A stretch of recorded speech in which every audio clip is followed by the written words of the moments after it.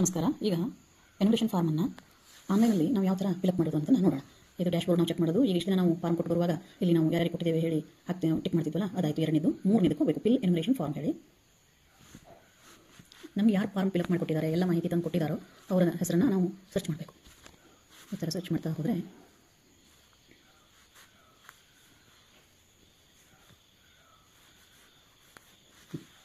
ನೋಡಿ, ನಾನು ಉದಾಹರಣೆ ತೊಗೊಂಡಿದ್ದೀನಿ.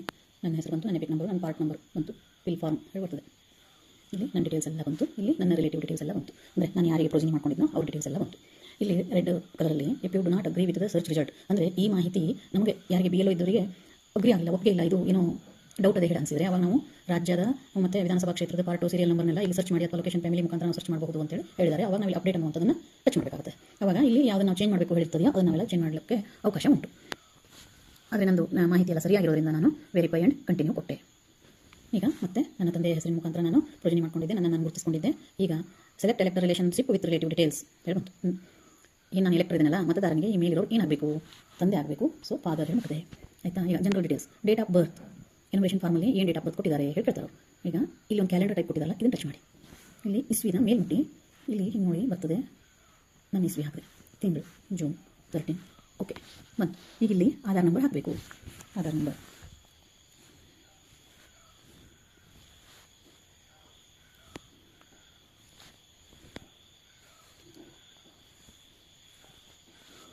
ನನ್ನ ಆಧಾರ್ ನಂಬರನ್ನು ಹಾಕಿದೆ. ಅದನ್ನ ನಾವು ಕೇರ್ಫುಲ್ಲಾಗಿ ಹಾಕ್ಕೊಳ್ಬೇಕು.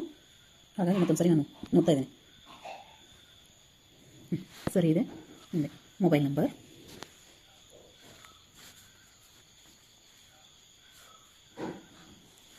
ಆಯಿತು.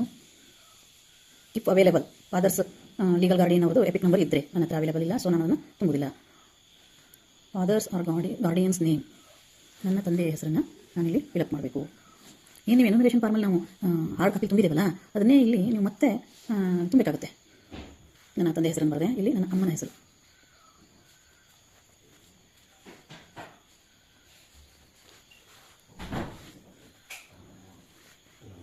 ಸ್ಪೌಸ್ ಎಪಿಕ್ ನಂಬರ್ ನನ್ನ ಹತ್ರ ಅವೈಲೇಬಲ್ ಇಲ್ಲ.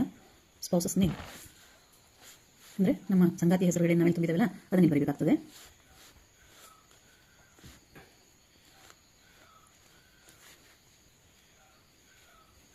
ಮತ್ತು upload EF and photo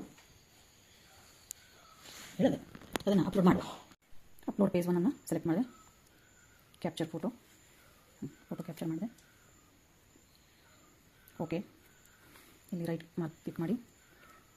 next upload page 2 ಹೇಳಿ ಬಂತು. ಅಂದರೆ ಅದರ ಹಿಂಬದಿ ಭಾಗವನ್ನು choose file, photo capture. Okay, right mark click ಮಾಡಿ. Next upload electors photo.